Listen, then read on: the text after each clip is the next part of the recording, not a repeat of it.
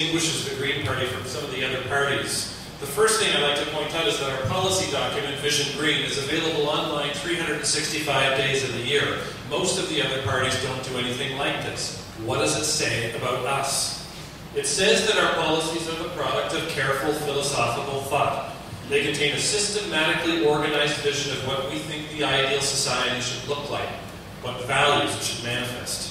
We start with this vision on our proposals that is missing from theirs. So what does the vision comprise? Well, of any policy proposal, we ask the following questions. Does it advance the common good? Does it advance global peace and security? Does it address the needs of children? Does it ensure Canada's continued quality of life and economic health? Does it make families more secure? Does it protect, enhance, and restore the life support systems of the planet? If a proposal gets a no answer to any of these questions, it's rejected. So that's at a very general level some of the values that guide the Green Party. And I hope we get a chance tonight to have some great discussion about some more concrete issues. Thank you very much. Good evening, ladies and gentlemen, and fellow candidates. This is an exciting election, one that will define our nation. Last election in 2008, many Canadians stayed home. This is an election that no one can afford to sit out on. We have a responsibility to elect a government that respects us and earns the respect of other nations around the world. We can have that with a Liberal member of Parliament and a Liberal government in Ottawa. No Prime Minister and no party has the right to put their partisan interests ahead of the interests of the Canadian people. Liberals weren't looking for an election this spring, but Stephen Harper forced one on us by refusing to tell Parliament what the staggering costs were for his corporate tax breaks, his US-style mega prisons, and his stealth fighter jets. We head to the polls on May 2nd because Mr. Harper's government was found in contempt. This has never happened in the history of Canada or in the Commonwealth history. This is an embarrassing black eye for Canadians who value democracy and value the institutions that it serves. I've served in public life in Kitchener Centre for over 20 years, and through serving municipally and federally, I've seen the difference that strong representation can make in the lives of people, and I've seen what good legislation can do in the lives of groups of people. My proudest moments have been in finding solutions for people and organizations of Kitchener Centre with the challenges that they face day to day. For me, this job has always been about you. The Liberal plan is fully costed. It does not raise taxes on family or small businesses. The Conservative plan has an $11 billion hole in it. The Liberal plan strengthens families with investments in the Canadian Learning Passport, family care, a green renovation tax credit, early learning and childcare, and stronger public pensions.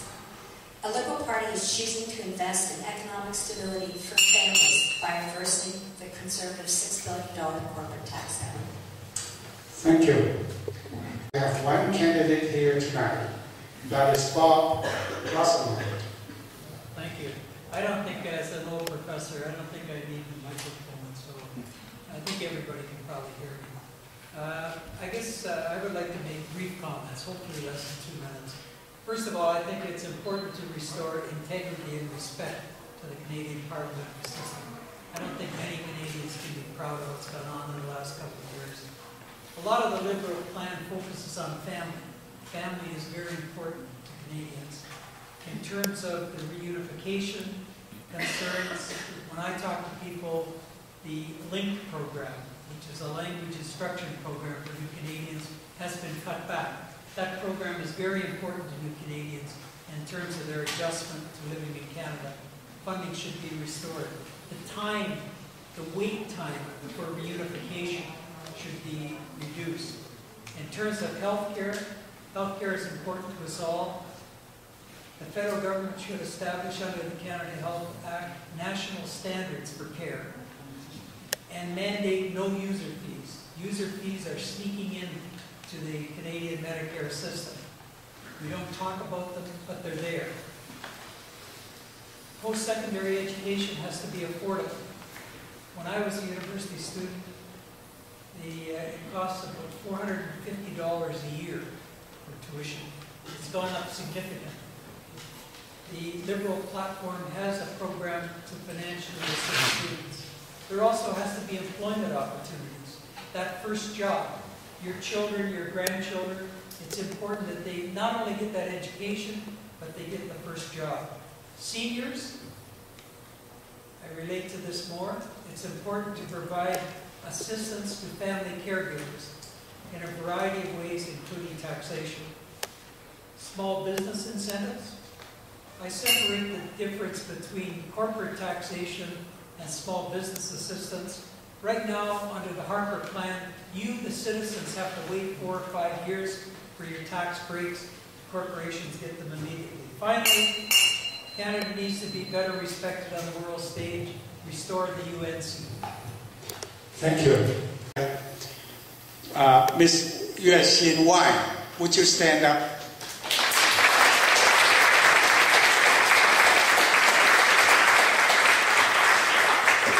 Thank you. Secondly, simply we have the CTV crew here. Thanks very much for coming, and let's hope that you get some good footage. I did send an email to the record. I don't know if we have a representative from the record. Thank you.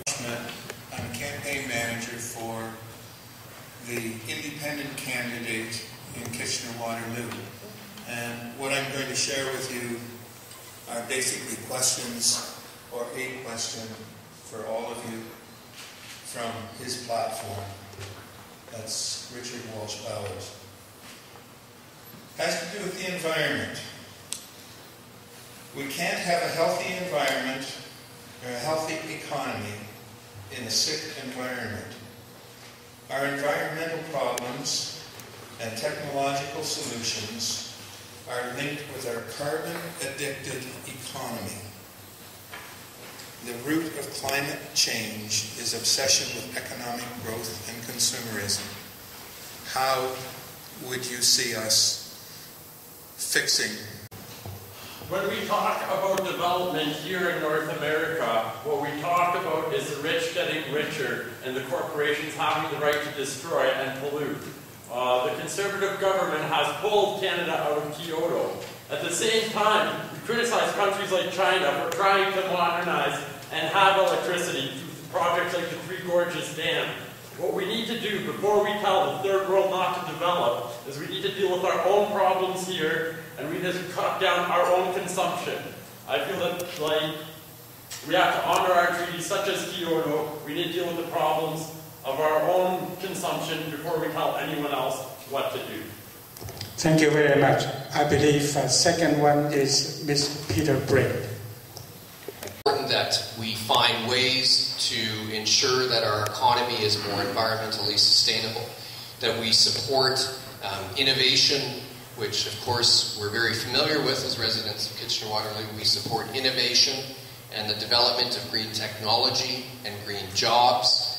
I'm very proud, for example, of our federal government's support of the new Faculty of the Environment building at the University of Waterloo, and where they combine the disciplines of environment and entrepreneurship and business so that we can find the right blend and the right balance between those disciplines. Kathy, clearly. It's great to have the Faculty of the Environment and to have hundreds and hundreds of students going through, and they're going to graduate into an economy that does not recognize the danger of carbon emissions. So it's not very good to have these kids graduating and looking around for jobs that have to do with clean energy, clean technology. We need to be providing those kind of jobs. Really, the most important concept that everybody needs to understand is that carbon is the problem. We are emitting too much carbon in our daily lives. The Green Party has a very comprehensive plan to deal with this, and the first part of it is that we need to put a price on carbon. This is starting to happen in Europe. It's starting to happen in other places in the world. We will be left behind economically without that price on carbon. Mr. Telegdi. There's no question that we have to reduce our carbon footprint. In 2005, Stéphane Dion brought the world together on an agreement on how we're going to move forward on Kyoto. Stephen Harper, when he came in, he essentially killed Kyoto, and this is unacceptable. The tar sands, they have to be developed a lot more in a fashion that is sustainable. Right now it's not. Also, just to give you an idea as to what the people's, the leaders' orientation is to the environment, the Liberal leader, the Green leader, the NDP leader bought carbon offsets for their campaign. Stephen Harper refused to do it. Our reputation on the world stage has been really hurt because of this. Thank you. Certainly, Mr. Brady is right that innovation is needed and there needs to be an economic shift. However, I argue that the conservative shift perhaps is not the right one. Certainly, the economy and green energy are certainly linked, and the NDP recognizes that link. How we would start this is by removing the $2 billion subsidy that goes towards the producers in the oil sands. From there, we would also cut subsidies for non-renewable energy. So the question becomes, what are we going to do with all this money? That's where the dedication to innovation and job creation comes from. We are going to make sure that we can find made in Canada green solutions and do the research and development here so that we can create jobs and be world leaders again in this field. Thank you. Woodworth. Thank you very much. I'll begin by saying what we all know, and that is that climate change is a reality and that we have to act. Having said that, however, we do have to act in a sustainable way and in a way that people will consent to. We cannot impose things upon Canadians that they will not consent to. Those of you who are in my business have been hearing over the last few days the major complaint people have right now is the price of gasoline.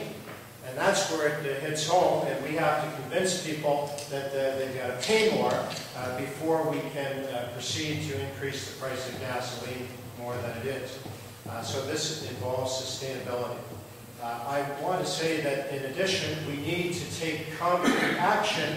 And the last thing we need is grandstanding. The reason Kyoto failed is because it set targets, and then the Liberal government, over 13 long years, did absolutely nothing to achieve those targets. Time's up. Next, the conservative rhetoric of balancing economy and environment is a smokescreen for doing nothing. That's gonna take us on a path to what the eminent British economists estimates will cost us by mid-century the global economy $7 trillion to cope with this problem. That's the path we're on with conservative policies. It's absolutely imperative to set targets, right? They also seem to be allergic to setting realistic targets, science-based targets. There are lots of self-interested reasons for Canada to get serious about climate change, but there are also considerations of justice. Developed countries broke the climate system. It's therefore up to them to do the lion's share in fixing